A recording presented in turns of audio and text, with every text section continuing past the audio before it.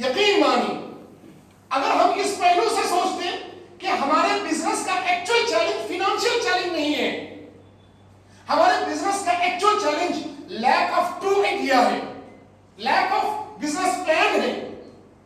Financial aspects تو وہ بھی ضروری ہے لیکن ان کا پہلو بعد میں آتا ہے. لیکن ہم سب سے پہلے یہ سمجھتے ہیں کہ ہمارے بزنس کو باغوں پر اس لیے نصیب نہیں ہو رہے کہ ہمارے پاس پیسہ نہیں ہے، جبکہ کبھی بھی یہ تصور صحیح نہیں ہے. اور آج میں بتاتا ہوں بزنس مین کی ضرورت پیسہ ہی نہیں ہے. آپ کے پس پردہ اس دنیا میں اتنے ایسے احباب ہیں جن کے پاس پیسے کی بہتات ہے، جو یہ چاہ رہے ہیں کہ ان کو اچھے بزنس مین مل جائیں تاکہ وہ ان پر اپنے پیسے کو انویسٹ کر سکیں. اور ریفا chamber of commerce and industry اس پلیٹ فارم کو لازماً آپ کے روبرو اسٹیبلش کرے گا جس پلیٹ فارم کے تحت آپ کے انویسٹرز اور آپ کے وہ بزنس مین جن کے پاس بزنس آئیڈیا ہے، بزنس پلان ہے، اسٹرنجنٹ اسٹریٹجی ہے اور آگے بڑھنے کا اپروچ ہے، وہ لوگ ایک دوسرے کے ساتھ مل کر کام کریں. فائنانشیل ایسپیکٹ کے سلسلے میں آپ نے جو سوال کیا، فائنانس کی صحت بزنس کی کامیابی کی ضمانت دیتی ہے اور اسلام نے اس سلسلے میں بڑے زبردست اصول دیے ہیں. مشارکہ اور مضاربہ کے جو اصول ہیں یہ اصول بتاتے ہیں کہ بزنس کو خوش اسلوبی کے ساتھ کیسے اپنایا جا سکتا ہے. اگر کوئی کسی کے بزنس پر انویسٹ نہیں کرنا چاہتا تو اس کے پروڈکٹ پر انویسٹ کر سکتا ہے، اس کے پروجیکٹ پر انویسٹ کر سکتا ہے، لیکن ان تمام انویسٹمنٹ ایسپیکٹس کے لیے لازماً آپ کے پاس بزنس پلان کا ہونا ضروری ہے. بزنس پلان کی دو خصوصیات سمجھ میں آتی ہیں.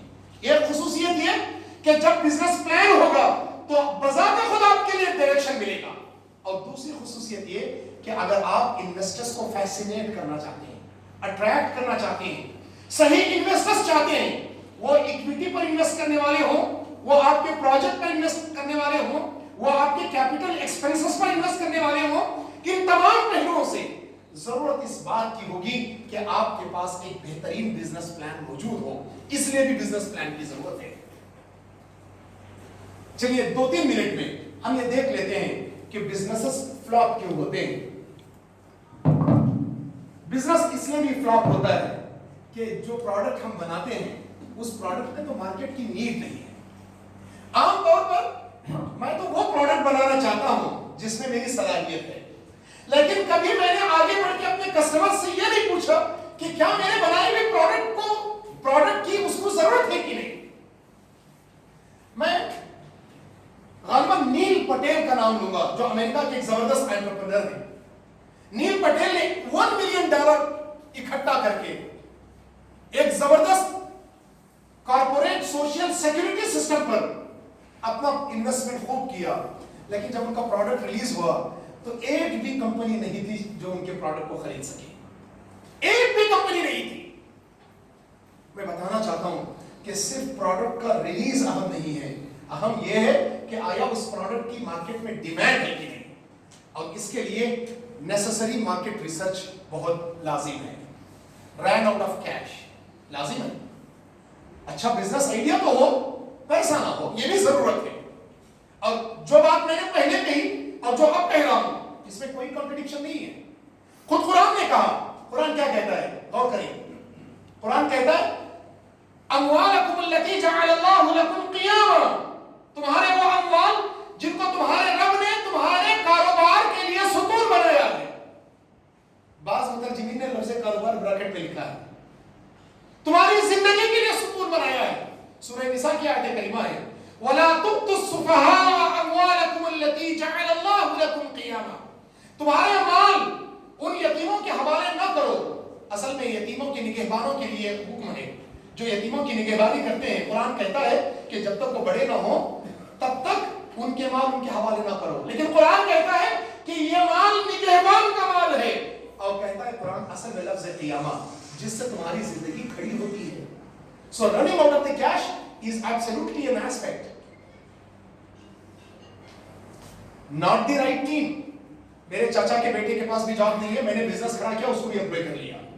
میرا چھوٹا بھائی ہے بیچارہ، اس کے پاس بھی جاب نہیں تھا، اس کو بھی بلا لیا. گھر میں بیوی کو تھوڑا ہی کام تھا، میں نے کہہ دیا کہ تم بھی ٹیلی فون پہ بیٹھ جاؤ. ہمارے یہاں کہا جاتا ہے، میں چونکہ ایمبیڈڈ انڈسٹری سے ہوں، یہ کہا جاتا ہے کہ 5 lions are better than 100 sheep. آپ کی ٹیم میں اگر 5 لائن ہو تو 100 بکریوں سے زیادہ بہتر مقام رکھتے ہیں. کسی بھی بزنس کے قیام کے لیے، کسی بھی بزنس کو اسٹیبلش کرنے کے لیے صحیح ٹیم کا ہونا لازم ہے، اور اگر ایسا نہ ہو تو بزنس فیل ہو جاتا ہے. Get out competed. میں نے 0 to 1 اور بلو اوشن اسٹریٹجی کی بات کی. جب آپ کا کمپیٹیٹر آپ سے اچھی اسٹریٹجی بناتا ہے، اور آپ ابھی یوسف صاحب بتا رہے تھے کہ لیدر مارکیٹ کے پیچھے ہونے کی وجہ یہ بھی تھی کہ چائنیز کی پروڈکٹس ملک میں درآمد ہوئی، اور انہوں نے ہمیں آؤٹ پیس کر دیا. یہ گلا شکوا چائنیز کے سلسلے میں ہر ایک کی زبان پر ہے. الیکٹرانکس انڈسٹری میں بھی پینل پی سیز ہوں، کمپیوٹر بیس سسٹمز ہوں، پرنٹرز ہوں، بڑے بڑے پروڈکٹس ہوں، حتیٰ کہ ماسک بنانے والے بھی کہتے ہیں کہ چائنا سے جو ماسک آ رہے ہیں اس کی وجہ سے ہمارے ماسک چل رہے ہیں. آؤٹ کمپیٹیڈ، پور marketing and lack of customer centric approach. یقین مانیے آج کے بزنس کو اصل میں آپ کا کسٹمر ڈرائیو کرتا ہے.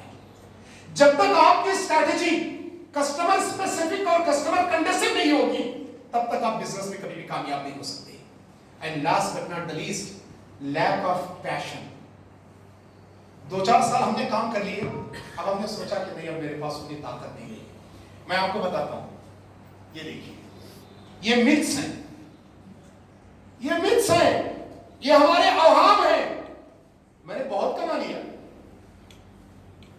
یہ بھی وہم ہے. complaining attitude about the situation around، یہ بھی مت ہے. lack of technology and the knowledge، یہ بھی مت ہے. اب تو میں بہت بوڑھا ہو چکا. غالباً ان تمام متس کا میں نے جواب دینے کی کوشش کی ہے. تو قرآن کی زبان میں یوتھ وہ ہے، دیکھیے یوتھ کی سپیلنگ، یہاں بیٹھا ہوا ہر ایک اپنی جگہ پر یوتھ ہے. میں اپنے بزرگوں کو بھی یقین دہانی کرواتا ہوں کہ آپ کے اندر بھی جوانی ہے. عربی زبان کا قول ہے رأس الفتوۃ الایمان، جوانی کا سر چشمہ یقین اور کنوکشن ہے. اگر یقین اور کنوکشن کی کیفیت آپ کے دل میں ہے تو آج آپ بھی جوان ہیں.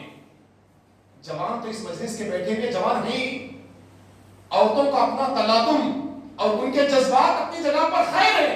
اس کے علاوہ میں بوڑھوں کو یقین دلاتا ہوں کہ وہ بھی اپنی جگہ پر جوان ہیں. لہذا اپنے بزنس سے ریٹائر نہ ہو.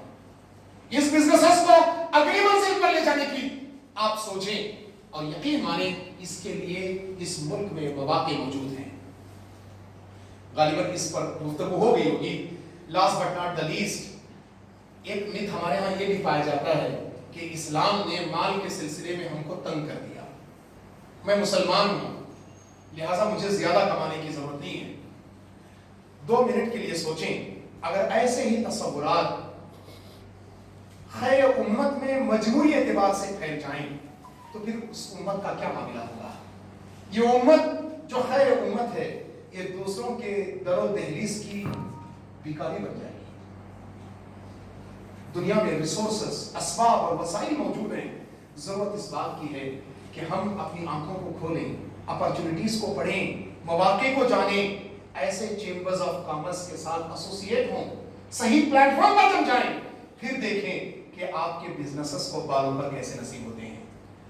بہرحال اس سلسلے میں ہمارے ساتھی یونس بھائی نے اشارہ تو کر دیا کہ رفا کے جو 10 ڈپارٹمنٹس کا تذکرہ تھا اب ان کو ملا کر اسٹارٹ اپ اور اسکیل اپ کو ملا کر ایک ڈپارٹمنٹ بنا دیا گیا، اور اس میں ایک اور نئے ڈپارٹمنٹ کا اضافہ ہوا ہے، cluster and F P O development which is associated with farmers.